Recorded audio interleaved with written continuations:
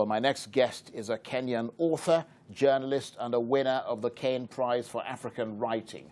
On top of that impressive CV, Time magazine named him amongst the 100 most influential people in the world. I'm speaking, of course, about Binyavanga Wainaina, who I'm delighted to say joins me in the studio now. Thank you very much indeed for coming in, and it's great to actually see you here. Good to meet you. First of all, let's just start with that talk that you gave in London at the Overseas Development Institute. Give me a summary of it. What were you talking about?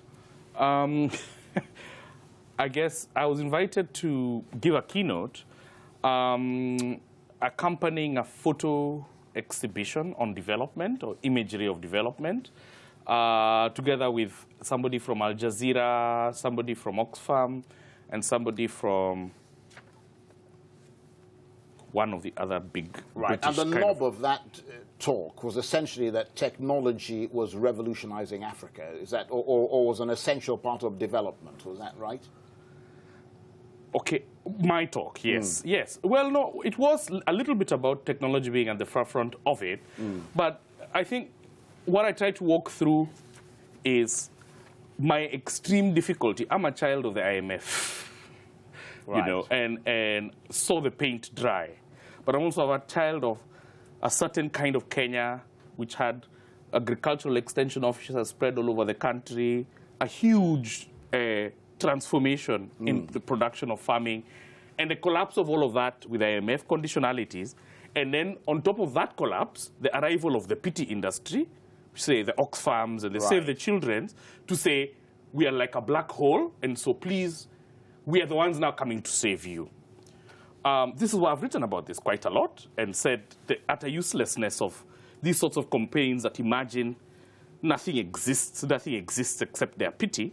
That's a very interesting point you make, because one of the questions I wanted to ask you was the fact that some people believe that Africa would be better off with people investing in companies, such as the telecoms companies, for example. We know that mobile phones has revolutionized Africa, rather than putting money, giving money to aid agencies. What is your take on that? It's passive power.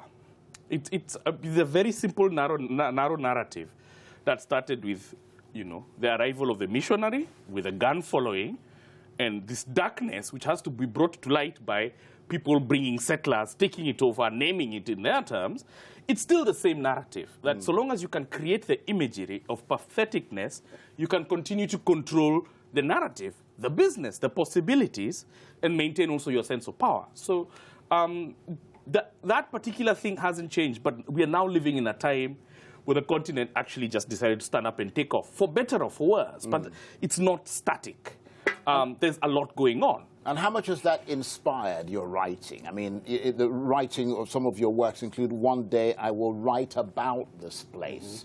That sounds almost prophetic. And "Discovering Home."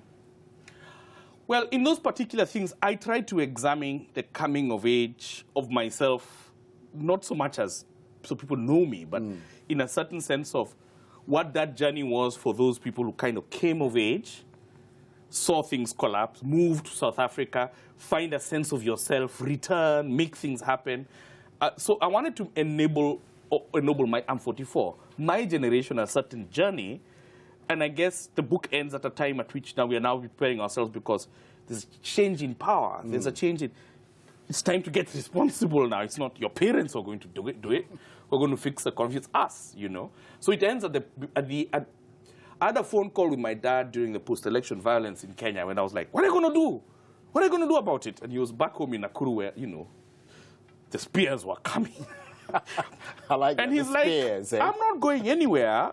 I've done what I came to do. So, and then my head just stopped there and I was like, wait, that's what it is, right? It's that he's done what he's, it's up to you guys to do it. And that is probably one of the reasons why Time magazine has included you as one of its 100 most influential people in the world, because you decided to start shaping the world around you. Tell us how you did that. Well, I mean, I used to be the director of the Chinua Achebe Center at Bard College. I quit 3 years ago. for many reasons, not bad ones or good ones, but just this time of a particular time in your life where you're figuring out you have one foot in New York, one foot home, you're trying to do projects in both, and you really can't live neither. Seeing your family quarters and whatever. So I just said, I'm upping it, I'm going home, I'm going to work from there. I can't melt in the melting pot of America. I'm an African who's interested in, that's what it's always been. That's how I became a publisher, how we started our magazine. So I needed to trust that instinct, so I just went. After about a year, there's certain things that I needed clear. I needed to know, I mean, I've worked with artists, young talent, all over the continent, in Nigeria a lot, in Kenya a lot, for years. And I did not want to be a fake Kenyan or fake African in Africa saying, I'm middle class, I'm kind of international, so as a gay man, I can go do it in London, or I can hide, or, you know, on this kind of thing. And this was the time the criminalizations were going on in Uganda, which is my mother's country. You know, it's somewhere close to me. And so this kind of way of like putting your head down, I was like, you know, there's something, I need to be home, honestly. I don't want a fake contract. So I came out to the public, and part of that was a test. Can I live here? Should I live here? Under those circumstances. And I think that the test worked out. So I released a series of videos, which we recorded back home. So what I did is I didn't do any media. I didn't want to have this thing as a Western conversation. I just released 6 videos trying to explain what I think is useful, what kinds of conversation, but more importantly, why we divide ourselves as Africans, always on the borderlines of where the colonialists divided us, but more in this diversity way. And the thing that makes us most powerful is the fact that in every platform and way that human beings can be, because they come from Africa, we are simply, the thing that makes us impossible and wonderful is our sheer diversity. Yes, the fact, of course, is that Africa is being reflected on a daily basis, like it or not, internationally, across the international press and so on. How do you think the world media has reflected Africa in the past year or so, particularly in light of things like Ebola, Boko Haram, Al-Shabaab, all that sort of thing? Oh, gosh, where to start with that? On the Ebola subject,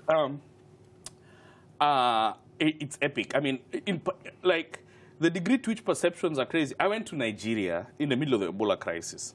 At this point, I think one person, was it?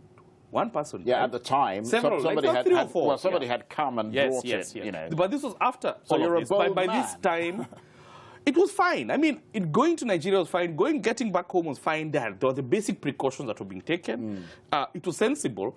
At this point, nobody in the ways that you think about it were considering a crisis in Nigeria or Cote d'Ivoire or Senegal. So, I mean, part of the problem had been that the countries where this thing had taken off had all kinds of crises, war and all kinds of things that made the sort of support things happen. But Western media like to carry these stories like there's nothing in the intervening. And I think that what the Nigerian health system, what it kicked in to just create awareness across the country, processes and protocols to fix the problem was very, very important. But of course, that didn't come in the narrative. It became comical because I was applying in December to go to Colombia.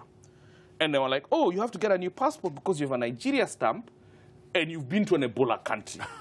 I like that. To Colombia. And I'm like, but you guys are not even paying me. I'm like, first thing, let's just start at the this whole question of we are doing you a favor. You wanted me. I'm coming for cultural kind of reasons, right? You don't pay my salary. You don't pay anything. No, nothing, no benefit I get from you at all. So I can't be having this discussion. I didn't go, not partly because of other reasons, but partly because of that. Well, we can't have this discussion. I'm sure a lot of people would agree with you for taking that stand, and that's what you're known for, taking principled stands. I would have loved to talk to you, to have you gaze into your crystal ball about what the future holds for Africa. But unfortunately, we're out of time, but I want to thank you exceedingly, Binyavanga Wainaina, for coming in and talking to us. Thank you very much indeed. Thank you very much. It's a real pleasure. Cheers.